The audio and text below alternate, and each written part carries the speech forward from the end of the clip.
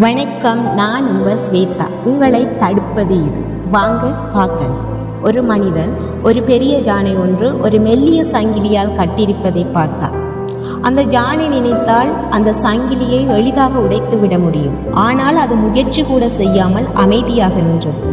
அவன் அந்த பாகனிடம் கேட்டான், ஏன் இந்த ஜானை தப்பிக்க முயற்சி செய்யவில்லை என்று. பாகன் சொன்னான், இந்த ஜானை குட்டியாக இருக்கும்போது இதே சங்கிலியால் கட்டினோம். அப்போது அது எவ்வளவோ முயன்றும் சங்கிலியை உடைக்க முடியவில்லை. நம்மால் இதை உடைக்க முடியாது என்று அது அப்பவே நம்பியது. இப்போது அது வளர்ந்து பலசாலி ஆன பிறகும் இப்போதும் தன்னால் அதை உடைக்க முடியாது என்று பழைய நம்பிக்கையில் இருப்பதால் அது முயற்சி செய்வதே இல்லை என்றார். நாமும் பல நேரங்களில் கடந்த கால தோல்விகளை நினைத்து என்னால் முடியாது என்று நம்மை நாமே முடக்கி வைத்துக் கொள்கிறோம். நேற்று